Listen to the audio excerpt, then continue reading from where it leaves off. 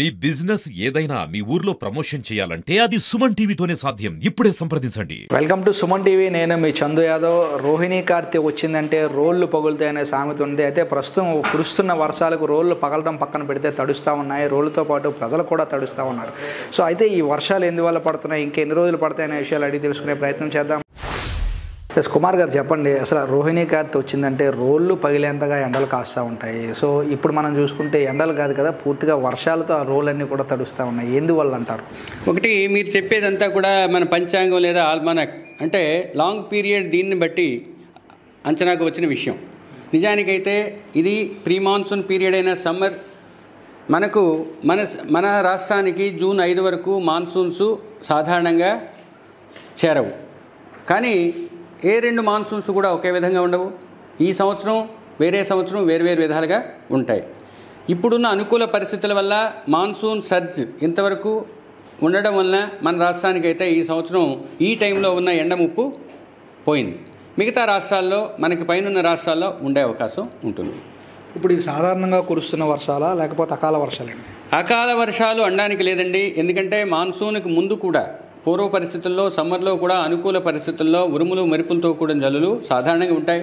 ఈ సంవత్సరం వాటి యొక్క ఫ్రీక్వెన్సీ లేదా పౌనఃపున్యం ఎక్కువగా ఉంది.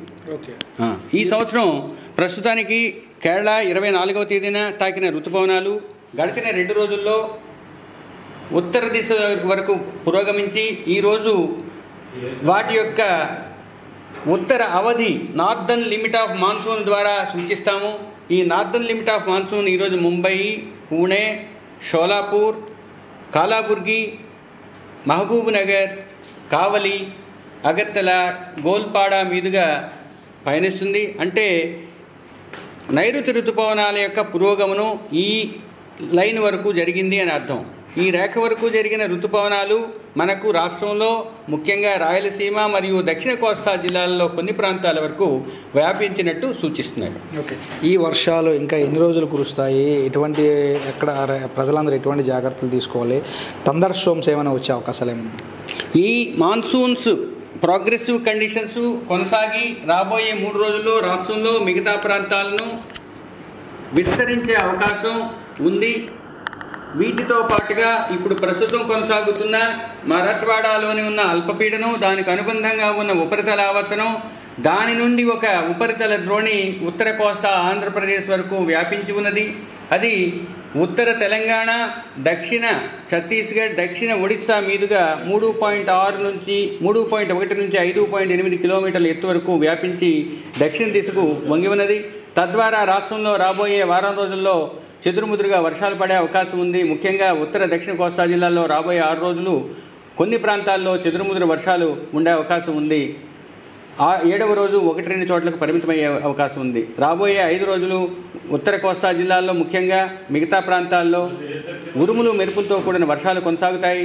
రాబోయే 5 రోజులు ఉత్తర కోస్తా జిల్లాల్లో 40 నుంచి 50 కిలోమీటర్ల వేగంతో స్థిరమైన బలమైన గాలులు వీచే అవకాశం ఉంది. దక్షిణ కోస్తా జిల్లాల్లో ఈరోజు 40 నుంచి 50 కిలోమీటర్ల వేగంతో వీచే అవకాశం ఉన్నప్పటికీ రేపు, ఎల్లుండి, ఆ మరుసటి రోజు 50 నుంచి 60 కిలోమీటర్ల వేగంతో బలమైన స్థిరమైన గాలులు వీచే అవకాశం ఉంది. అంటే ఇది మన ఉత్తరాంధ్రగా చూసుకుంటే దీని ప్రభావం ఉత్తరాంధ్ర మీద ఏ విధంగా ఉండబోతుంది? ఇంకా చెప్పాలంటే రాబోయే 4 రోజులు ఉత్తరాంధ్ర జిల్లాల్లోని 1-2 చోట్ల భారీ వర్షపాతం నమోదయ్యే అవకాశం ఉంది. దక్షిణ ఆంధ్రప్రదేశ్లో ఈరోజు, ఎల్లుండి, ఆ మరుసటి రోజు 1-2 చోట్ల భారీ వర్షపాతం నమోదయ్యే అవకాశం ఉంది. ఇంకా వివరంగా చెప్పాలంటే ఉత్తర కోస్తా జిల్లాలైన అనకాపల్లి, కాకినాడ, కోనసీమ, తూర్పుగోదావరి, అల్లూరు సీతారామరాజు జిల్లాల్లోని 1-2 చోట్ల భారీ వర్షపాతం రాబోయే 24 గంటల్లో ఉండే అవకాశం ఉంది. ఇంకా పశ్చిమ మధ్య బంగాళాఖాతం, దానికి అనుకుని ఉన్న ఉత్తర బంగాళాఖాతంలో ఒక అల్పపీడనం రాబోయే 24 గంటల్లో ఏర్పడే అవకాశం ఉంది. ఇది మాన్సూన్ని మరింత ముందుకు తీసుకెళ్లే అవకాశం కనిపిస్తుంది. అంటే దీని ప్రభావంతో ప్రజలు కావచ్చు, రైతులు కావచ్చు, ఎటువంటి జాగ్రత్తలు తీసుకోవాలి? ఒకటి, మాకున్న ప్రత్యేకమైన వ్యవసాయ విభాగం ద్వారా వ్యవసాయదారులకు, వ్యవసాయ అధికారులకు రాబోయే వారం రోజులు ఏ విధంగా ఉంటుంది, 5 రోజులు ఏ విధంగా ఉంటుంది అన్నది మాకు ఫోర్కాస్ట్ ఇస్తాము. ఆ ఫోర్కాస్ట్ ద్వారా వాళ్ళు తీసుకోవాల్సిన చర్యల గురించి ముందుగానే తెలియజేయడం జరుగుతుంది. Impact based forecast, qualitative forecast, quantitative forecast 2 ఇస్తారు. కాబట్టి రైతులకు తీసుకోవాల్సిన జాగ్రత్తలు వాళ్ళకి ముందుగానే తెలియజేయడం జరిగింది. ఇక రాబోయే 24 గంటల్లో ముఖ్యంగా కోస్తా జిల్లాల తీరం వెంబడి తీరం ఆవల కూడా 35 నుంచి 50 కిలోమీటర్ల వేగంతో స్థిరమైన గాలులు వీచే అవకాశం ఉన్నందువల్ల మత్స్యకారులు వేటకు వెళ్ళవద్దని హెచ్చరించడం జరిగింది. అంటే ఈ ఋతుపవనాల కదలిక ఏ విధంగా ఉండబోతుంది? మనం చూడొచ్చు కేరళ రాష్ట్రాన్ని ముందుగానే తాకుతున్న ఋతుపవనాలు అంటూ కూడా మనం వింటున్నాం. ఋతుపవనాలు ఏ విధంగా ఉండబోతుంది? ఋతుపవనాలు మీకు ముందుగానే చెప్పినట్టుగానే 9 రోజులు ముందుగానే మన రాష్ట్రానికి వచ్చాయి. రాబోయే 3 రోజుల్లో మిగతా ప్రాంతాలను విస్తరించే అవకాశం ఉంది. లాంగ్ రేంజ్ ఫోర్కాస్ట్ ప్రకారంగా మేము ముందు చెప్పినట్లుగానే రాబోయే మాన్సూను సాధారణ స్థాయి కన్నా కొంచెం అధికంగా ఉండే అవకాశం ఉత్తర దక్షిణ కోస్తా జిల్లాల్లో ఉండే అవకాశం ఉంది.